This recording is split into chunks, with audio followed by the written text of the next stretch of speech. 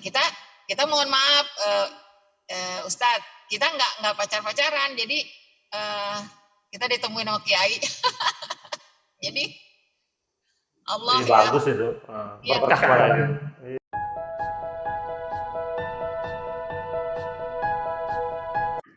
Bismillahirrahmanirrahim. Assalamualaikum warahmatullahi wabarakatuh. Sahabat Langit 7, dimanapun Anda berada. Kali ini jumpa lagi kita dengan program Apa Kabar Ustazah kali ini. Program kita Apa Kabar Ustaz yang akan kita wawancarai pada kali ini adalah Apa Kabar Ustazah tentunya. Ustazah Yati Priyati yang tentunya tidak asing lagi buat jamaah sekalian. Dan kali ini kita akan berdialog dengan beliau untuk masyarakat Indonesia jauh lebih kenal dan lebih dekat dengan Ustazah kita kali ini. Dan semoga dalam dialog ini banyak hikmah yang dapat kita gali dan menjadi pembelajaran kita. Dan sebelumnya kami dari Langit 7.id mengucapkan selamat menjalankan ibadah puasa. Semoga puasa kita semua mendapatkan limpahan rahmat dan keberkahan dari Allah Subhanahu wa Ta'ala. Mari sama-sama kita sapa Ustazah kita. Assalamualaikum Ustazah. Waalaikumsalam warahmatullahi wabarakatuh, Pak Ustadz. Masya Allah. Apa kabar Ustazah? Sehat? Alhamdulillah sehat, semangat. Alhamdulillah, harus sehat, harus semangat. Karena ini kalau bulan Ramadan biasanya jadwalnya padat merayap ya. Merangkap juga ibu rumah tangga kan. Iya, merangkap juga. Perjuangannya pasti besar. Jadi ustazah juga berdakwah untuk umat, tapi juga ada kewajiban di rumah yang juga harus dituntaskan. Masya Allah. Ustazah, ini kami dari Langit7.id. Kita memang punya program, dan program ini dapat dikatakan masih baru ya. Dan termasuk ustazah ini ustazah yang pertama yang kami wawancara. Sebelumnya sudah ada beberapa orang ustadz kita sudah wawancara, tapi untuk ustazah paling pertama yang kami wawancara. Kita ingin dalam program ini kita ingin lebih mendekatkan lagi umat kepada para dai dan para da'iyah agar lebih mengenal sisi humanis yang ada pada para dai dan para da'iyah. Dan mudah-mudahan niat baik daripada Langit 7 ini mendapat ridho dari Allah Subhanahu wa Ta'ala. Amin. Ustazah, saya ingin mulai menanyakan Ustazah ini kalau dari namanya, kalau saya tebak-tebak sih Sunda ini, benar ya? Saya ini Betawi, Ustaz. Oh Betawi, Masya Allah, Masya Allah. Asli Betawi ya? Asli banget. Aslinya pakai sop ya, asli ya. Iya, Masya Allah. Asli Betawi. Ayah ibu Betawi Ustazah?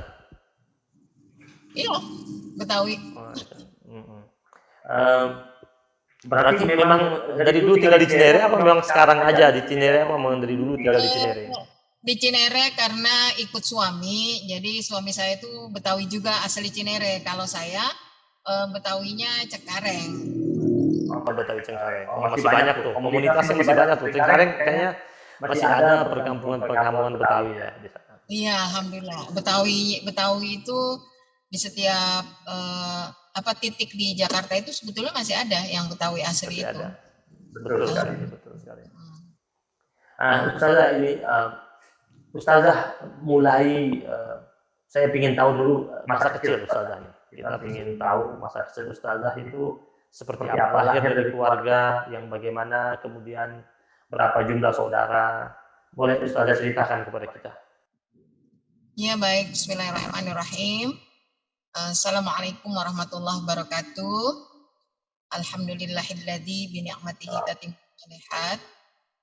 Puji syukur pada Allah, saya sore hari ini di perjalanan tadi habis live di TV One ada kabar katanya media Langit 7 mau bincang-bincang ya, dan sini saya ditemani dengan guru-guru yang luar biasa, insya Allah menambah jalinan silaturahim saya, banyak muslimin dan muslimat ya, karena pertemanan adalah sesuatu yang sangat berharga dalam hidup kita, dan kata Nabi seseorang itu akan dilihat siapa temannya. Alhamdulillah dari hari ke hari Allah selalu memberikan teman-teman yang baik, yang soleh dan soleha, termasuk hari ini sahabat-sahabat yang mendengarkan, yang menyimak, dan yang hari ini bergandeng bersama kita melalui media online untuk bersama-sama berkiprah.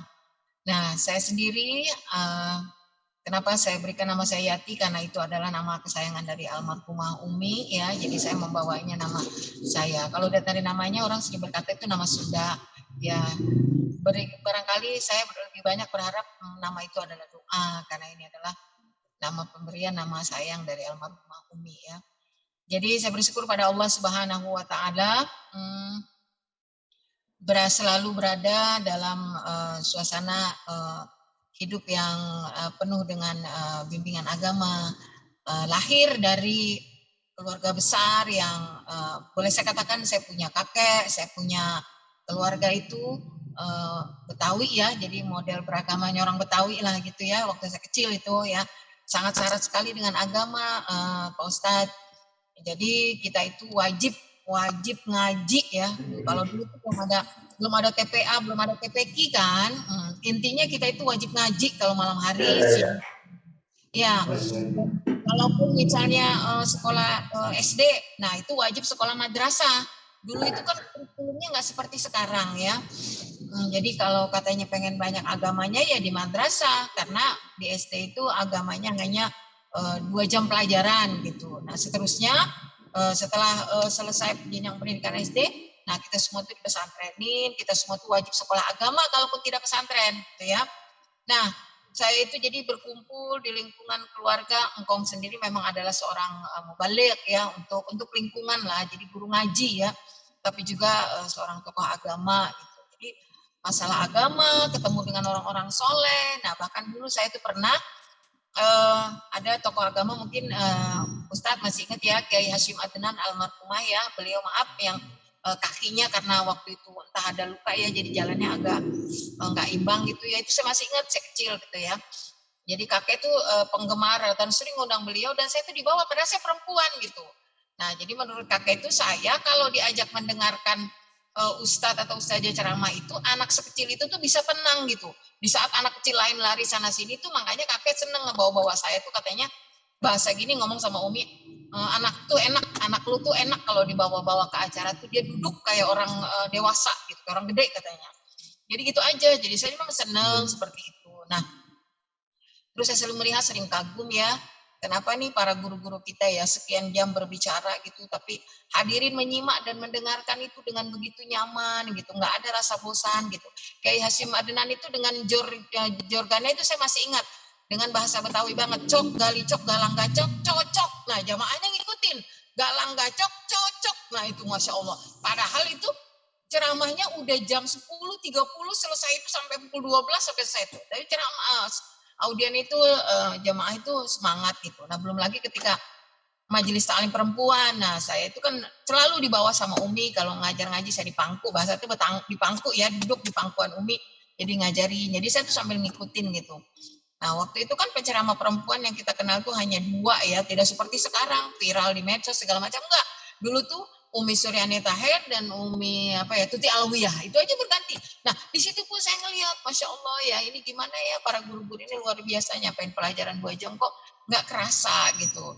Dan kemudian di sini saya Umi bilang, ya belajar yang benar, ngaji pesantren, insya Allah ya Umi doain bisa. Jadi begitu Ustadz ya, jadi mengalir saja. Saya itu alhamdulillah awalnya dari guru Iqro ya, ngajar ibu-ibu yang belum bisa baca Quran. Karena setelah dibawa suami ke Cinere itu banyak komplek. Nah, komplek-komplek itu ibu-ibu komplek ternyata belum bisa ngaji. Nah, ketika saya ngajar Iqro itu, ya mereka belajar Iqro belum bisa dijabarkan. Tapi ketika mereka sudah melangkah ke pembacaan Al-Quran, saya jelaskan dulu isi surah Fatihah. Nah, mereka tentu keterima gitu. Nah, akhirnya mereka bilang gini, Bu Yati ini enak katanya kalau nyampein pelajaran seperti itu. Jadi akhirnya udah alhamdulillah, jadi ada majelis taklim dan juga ada yayasan yang menyampaikan pelajaran seperti itu sampai akhirnya ya profesi ini seperti sekarang Ustadz, alhamdulillah, begitu ceritanya. Masya Allah. Bu Yati, saya tadi dengar tadi Bu Yati mengkisahkan bahwasanya Bu Yati Bu Ustazah ini suka datang ke pengajiannya Kiai Hasyim Adnan. saya kebetulan bersahabat dengan anak-anak beliau, termasuk yang sekarang ketua Kodi Jakarta ya. Oh ya, gimana tuh Ustaz? Jamaluddin Faisal ya. Itu kan ya itu teman saya banget ketua Kodi Jakarta. Kan itu kan putra daripada almarhum Kiai Hasyim Adnan. Sekarang Kiai Haji Jamaluddin Faisal. Itu teman kuliah, teman main saya itu. Jadi ternyata benar al-arwah junudun mujannadah ya. Jadi memang ruh ini saling bertemu satu sama lain, akhirnya juga bertemu sekarang ini sama Ustazah. Kalau tidak salah dahulu zaman dulu itu terkenal ada 3 serangkai ya. Kiai Syukron Mahmud, Kiai Hasyim Adnan sama Habib Syekh Al-Jufri ya. Betul Ustazah. Betul, Masya Allah ya. Tua kita beliau, subhanallah, Masya Allah. Ditempatkan di Allah min riyadil jannah. Amin. Ustazah mondok di mana? Oh iya, saya sekolahnya di rumah sama kakek. Nah, tapi saya ikut kursus dakwah, Ittihadul Mubalighin. Nah, kemudian saya belajar ngaji-ngaji sama engkong gitu di rumah aja. Kemudian sekolah PGA. Jadi gini, Betawi itu kan dulu ya ada istilah apa ya? Maaf nih, santri kalong ya. Iya, santri kalong ya. Jadi santrinya itu dari masjid ke masjid gitu kita. Nah, dulu kan nggak ada gadget ya. Jadi kita itu benar-benar ya yang namanya di rumah pun aman gitu ya. Masya Allah, masa kecil yang begitu terasa nikmat di periode kita nih ya, periode saya barangkali tahu Pak Ustadz ya. Tapi kalau sekarang kan begitu sulit ya kita menciptakan pesantren di lingkungan rumah sendiri gitu. Nah, bahkan di pondok saja kan ya anak-anak itu kan ada waktu khusus di mana mereka harus bergadget gitu kan. Kita dulu enggak. Nah, makanya itu kita ngerasa indah gitu ya pulang ke rumah ngaji gitu ya. Nah, ya itu namanya istilah santri kalong karena nggak punya pondok. Iya, tapi dimana aja datangin. Iya, betul. Di mana aja kita datengin ini, terutama nih kalau misalnya bulan puasa kan gitu kan. Ini pasaran apa nih kan gitu ya, kita apa nih kita nyari gitu, subhanallah ya. Enggak laki enggak perempuan. Nah, waktu itu kan kita keluarga besar ya, kalau orang Betawi itu manggilnya incing-incing gitu ya. Jadi sama incing-incing tuh pergi bareng. Masya Allah, indah ya. Dari keluarga Ustazah ini, dari bersaudara, ada berapa orang Ustazah bersaudara? Saya anak pertama, kemudian adik saya ada 4 ya. Per-4 laki-laki itu ambil jalur bahasa kita tuh Betawi ambil jalur umum semua. 2 jadi polisi, 1 di penerbangan. Ya, kalau saya perempuan dua-duanya ya ngurusin majelis. Ya Ustaz. Berarti yang bareng Ustazah ini ada lagi wanita yang jadi Ustazah juga berarti? Ada saudara? Ustazah sendiri yang perempuan? Adik saya perempuan nerusin perjuangan Umi karena beliau adik saya itu kan jodohnya tetangga gitu. Jadi warisan Umi majelis adik saya yang ngurus. Kalau saya kan ikut suami ke sini ke Cinere gitu. Kalau saya hanya sesekali nengok warisan ini, warisan yang nggak dirampok gitu. Iya benar. Itu warisan. Majelis, ya warisan sepanjang masa. Betul. Sudah dipersiapkan sama Umi kita dari kecil untuk nerusin perjuangan beliau. Nah gini, sekarang kenalan sama suami nih. Cerita dong sama kita. Perkenalan ini sama suami. Suami saya? Iya. Oh iya, kalau suami saya pesantren full ya. Masya Allah. Pesantren di Tebu Ireng. Ya, dia sampai 6 tahun ya. Kemudian sebelumnya di Malang, lanjut ke Tebu Ireng, kemudian baru pulang ke Jakarta, kuliah di Universitas Islam. Kita mohon maaf, Ustadz, kita nggak pacar-pacaran, jadi kita ditemuin sama Kiai. Jadi Allah Jadi ya, bagus itu. ya, Berkah malah itu. Iya. iya, saya sendiri eh, ya bingung, bukan bingung ya, maksudnya apa iya apa benar gitu ya, tapi Bismillah lah ya, Bismillah, Insya Allah. Kalau niatnya kita menikah karena ibadah kan itu janji Allah kan ya. Jadi Iya, kadang iya. ada mereka yang merajut hubungan lama gitu ya, bahasa anak sekarang tuh pacaran sama siapa, nikah sama siapa. Ya, Iya. kita berazam karena memang suami saya juga nggak sempat ya, maksudnya karena di pesantren gitu ya. Jadi kita ya alhamdulillah dipertemukan oleh Allah Subhanahu wa taala, percaya dengan kiai ya, seniornya suami yang mempertemukan, dan hanya 2 kali ketemu, yang ketiganya akad. Langsung akad. Iya. Itu di tahun berapa itu, Ustazah? Saya menikah di tahun 97. Kemudian anak pertama lahir 98. Pas reformasi. Ya, anak pertama laki-laki lahir 98, anak kedua 2001 perempuan. Masya Allah. Jadi 2 anak, laki perempuan. Ya, sepasang, alhamdulillah. Laki-laki dan perempuan, Ustaz. Waktu menikah, Ustaz, itu apa ada komitmen antara Ustazah dengan suami? Ini kan Ustazah sebenarnya kalau saya lihat kan dari jejak keluarga ini kan pasti jejak keluarga yang memang fokus di umat. Nah, suami tahu nih Ustazah ini bakal berkiprah di umat, ini ada pembatasan nggak sih dari suami, atau memang suami paham karena suami lulusan pesantren juga, kemudian mengerti? Iya. Dengar Ustazah? Halo? Iya. Ya Ustaz, dengar saya. Saya tidak buat komitmen apa-apa, tapi tanpa sepengetahuan saya, orang tua yang udah banyak bicara dengan suami. Karena kan saya memang udah banyak berjumpa berdua ya, jadi calon suami saya ini banyak komunikasinya dengan orang tua.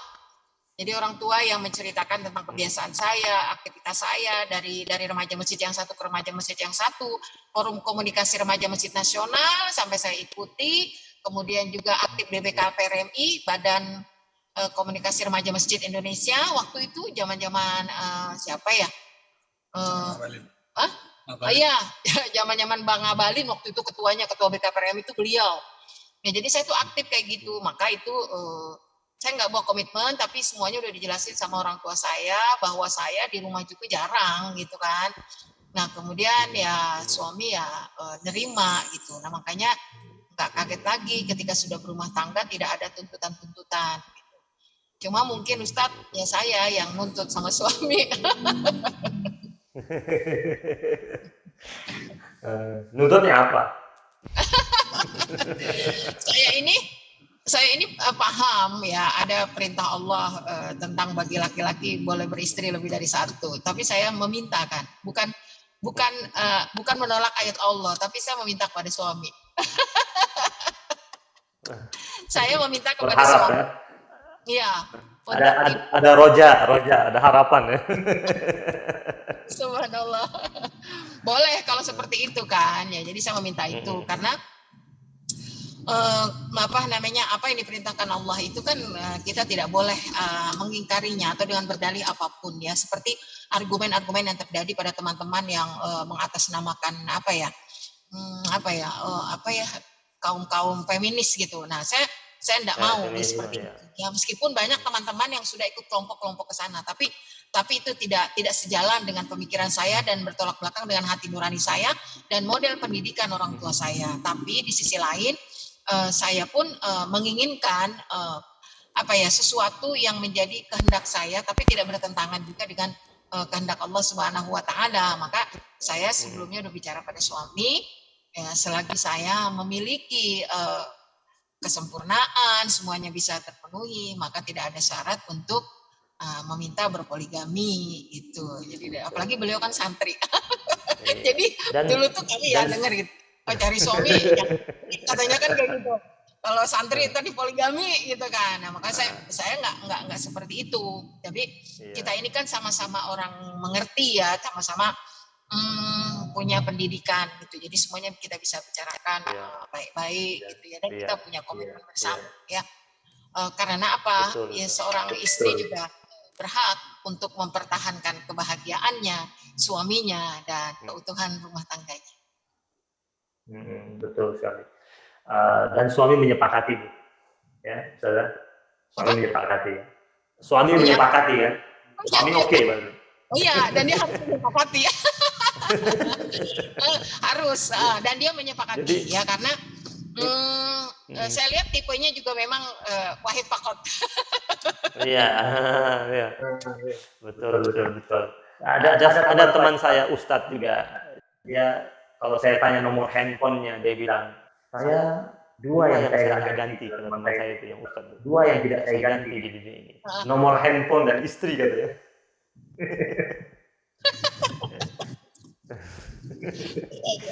Nomor handphone dan istri ya. Kalau jadi nomor telepon, nomor handphone istri. Jadi nomor handphone dia itu sudah lebih dari 20 tahun ya, tidak pernah dia ganti dia bilang. Jadi saya dua yang tidak saya ganti, nomor handphone dan istri. Jadi kalau sudah ganti nomor handphone, nah itu patut dicurigai kalau sudah ganti nomor handphone. Oh gitu. Iya. Baik, Ustazah. Berarti kan suami ini sudah tahu, jadi ketika akan menikah sudah tahu ini Ustazah ini kan orang tua Ustazah ceritakan bahwasanya Ustazah ini karirnya wanita karir akhirat, istilahnya wanita karir akhirat, jalurnya akhirat ini. Dan alhamdulillah diterima oleh suami karena ya terus gimana Tan? Iya. Dan terus kan gini, dalam perjalanan tentunya kan Ustazah kan semakin hari kan semakin padat tentunya jadwalnya. Karena saya lihat biografinya Ustazah itu ini yang sampai ke saya, belum, mungkin masih banyak lagi yang saya belum tahu. Ustazah aktif di MUI, kemudian Ustazah aktif di Samara, Ustazah aktif di Muslimat Darul Quran, Ustazah yang ngisi di beberapa stasiun televisi swasta. Kapan Ustazah pertama kali berkiprah nih di MUI, Ustazah? Karena Ustazah di MUI pusat. Ya, saya bergabung itu baru ya, tahun 2020 ya. 2020 kan jabatan sampai 5 tahun ya. Nanti insya Allah sampai 2025. Sekarang di Komisi Fatwa, Ustazah? Bukan, Komisi Dakwah. Komisi Dakwah ya? Ya. Oh iya. Komisi dakwah, Pokjanya Pokja Syiar. Karena komisi dakwah juga kelompok kerjanya ada 3. Pokja Syiar, ya ada yang lebih khusus lagi ya, dakwahnya digitalnya gitu. Tapi saya bagian syiarnya. Ada yang dakwah khususnya. Nah, yang dimaksud dakwah khusus ini ya ke daerah-daerah, kemudian menangani ini mu'alaf dan yang dalam versi MUI, misalnya ada apa ya disebut garis keras kayak gitu. Jadi mungkin ada itu bagian Pokja itu. Nah, tapi kalau saya bagian syiarnya bersama Habib Nabil Al-Musawwar. Oh iya, Majelis Rasulullah ya. Iya, Majelis Rasulullah. Terus kemudian dalam keseharian ini kan pasti kan putra putri kan mereka juga ingin juga mendapatkan perhatian juga dari Ustazah di tengah-tengah kesibukan Ustazah yang cukup padat ini. Itu bagaimana caranya Ustazah membagi waktu ini dengan anak, suami, keluarga? Iya. Waktu anak-anak kecil memang anak-anak lebih dekat sama ayahnya karena kesibukan saya. Jadi salah satu hal yang paling mencolok adalah ketika mereka sakit itu yang dipanggil pasti ayahnya ya. Karena full ayahnya itu di rumah karena ayahnya sambil buka usaha di rumah waktu itu. Buka bengkel ya. Jadi santri buka wirausaha bengkel sendiri gitu. Tapi ada pegawai dan ayah bisa fokus di anak-anak. Nah, ketika mereka sudah besar, justru intensitasnya sama saya, tidak lagi sama ayahnya, karena ini tantangannya adalah beda. Bukan lagi yang hanya dibutuhkan kedekatan fisik, yang terpenting adalah bagaimana kita bisa membangun komunikasi yang baik dengan mereka, karena dua-duanya ini sudah di semester akhir ya, dan yang satu tidak di rumah, yang satu di Malang. Nah, jadi bagi saya sebetulnya wanita itu tidak ada alasan sukses di ranah publik, gagal di ranah domestik. Bisa kok dua-duanya gitu ya. Dan saya selalu pada suami kalau ada hal-hal yang tidak nyaman, misal ada yang kurang, tegur saja saya barangkali kelalaian dan saya terlalu terdata di luar. Gitu. Tapi ternyata alhamdulillah selama ini tidak ada komplain, karena yang namanya santri itu ya, suami itu udah biasa prihatin, masak sendiri, melayani sendiri, ya kali malah justru pelayanan yang penuh itu adalah yang perlu dilayani anak-anak. Gitu. Saya merasa repot dengan melayani anak-anak sekarang ini. Kalau justru ya dia bisa ngurus sendiri ya, kecuali kebutuhan apa namanya biologis gitu kan ya, dan itu juga sangat dipahami ya, ketika kelelahan, kecapean itu bisa dimengerti. Yang pada intinya adalah saya ingin berkata bahwa ketika kita diberikan potensi oleh Allah Subhanahu wa taala, bahwa suami yang menurut saya nih suami yang baik, suami yang bijak adalah memberikan kesempatan istrinya itu mengembangkan potensinya, dan suami memberikan kesempatan itu sambil mengontrol ya. Nah, jadi ketika seorang istri memiliki potensi besar, potensi banyak, tapi dengan alasan wajib sami'na wa ata'na dan taat kepada suami, pada sisi lain sangat sayang sekali. Padahal kita ini adalah umat terbaik ya, kuntum khaira ummah ya. Jadi tidak ada laki-laki, tidak ada perempuan. Jadi laki-laki dan perempuan yang mana sih? Laki-laki yang perempuan ya yang beramal soleh, gitu kan, tidak ada pengecualian. Jadi saya berharap ya kepada suami-suami yang dianugerahi istri yang memiliki potensi yang sangat luar biasa, insya Allah kalaulah dia memang istri yang benar-benar mengerti agama, insya Allah lepas kendali. Memang pernah ada kritik dan masukan dari, bukan masukan sih, ada angin-angin ya ke telinga suami saya ya, dia mengatakan beginilah begitulah, istri karirnya semakin melambung gitu, sementara suami lebih banyak di rumah, kemudian juga pendidikan istri yang udah semakin tinggi. Nah, apa nggak khawatir? Nah, ini pernah langsung suami sendiri yang bilang sama saya, waktu saya wisuda S2 ya. Sedangkan dia menghadiri wisuda putranya gitu. Apa nggak takut punya istri seperti itu? Nah, jawaban suami saya, ya waktu itu saya nggak tahu, hanya dia berkata kan apa yang liris oleh istri saya adalah masalah agama. Justru saya bersyukur dengan dia semakin tinggi agamanya, banyak pengetahuan agamanya, semakin mengerti dan semakin dipakai di rumah, dan itu kan tentu adalah pahala buat saya. Saya nggak mengajar capek lagi. Makanya saya sering berkata di depan jamaah kalau lagi tausiah, suami saya juga ada. Di suami saya ini orang yang paling berbahagia Bapak Ibu. Kenapa? Karena sejak menikah sampai sekarang nggak pernah ngebangunin saya subuh.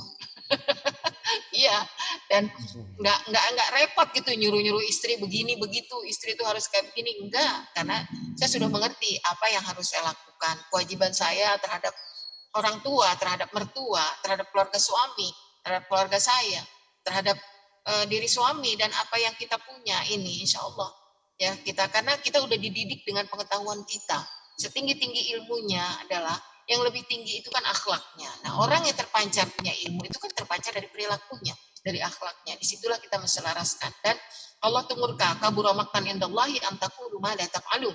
Allah murka kepada orang yang hanya mampu berkata tapi tidak mengerjakan. Jadi ketika saya misalnya agak jengkel sama suami, ya kan, ya manusiawi lah, saya katakan saya juga kan manusia biasa, tetapi saya dididik oleh diri saya sendiri. Oh, kalau saya seperti ini, gimana nanti jamaah saya, murid-murid saya. Nah, maka saya itu berusaha mendidik diri saya, mengingatkan diri saya, ya Allah maafkan saya. Jadi sebelum saya minta maaf pada suami, saya memaafkan diri saya sendiri dulu dan mohon ampun pada Allah Subhanahu wa taala. Seperti itu Ustaz. Jadi tidak ada, saya merasa ada hal-hal yang mengkhawatirkan dalam kehidupan rumah tangga saya dengan prestasi atau dengan karir seperti ini ya, kata tadi karir ini karir akhirat, mudah-mudahan tidak sesat. Bahkan saya kadang 5 hari tidak pulang ya, pergi 5 hari itu ya Saya pingin ditelepon sama suami, tapi dia nggak nelpon. Tapi begitu saya telepon, kok Abi nggak nelpon, nggak gini-gini. Nah, kenapa? Nanti saya mengganggu kan kayak gitu. Nah, padahal Sangat pengertian, Masya Allah.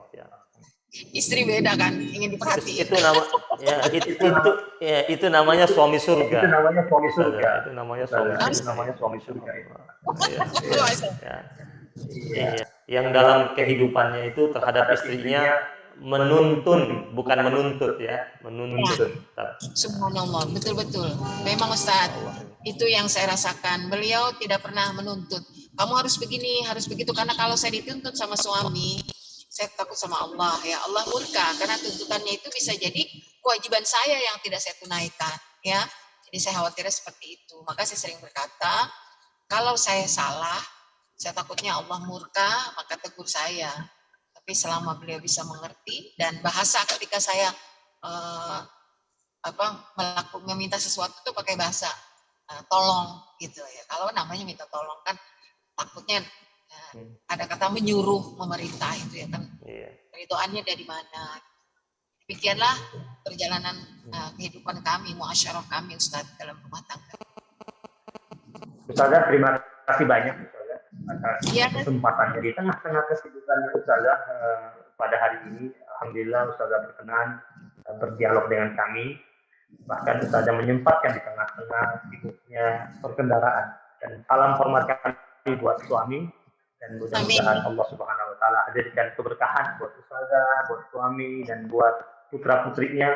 Dan kita doakan semoga puasa kita tahun ini jauh lebih baik, Ustazah, jauh lebih baik, lebih indah, lebih mulia daripada tahun-tahun sebelumnya.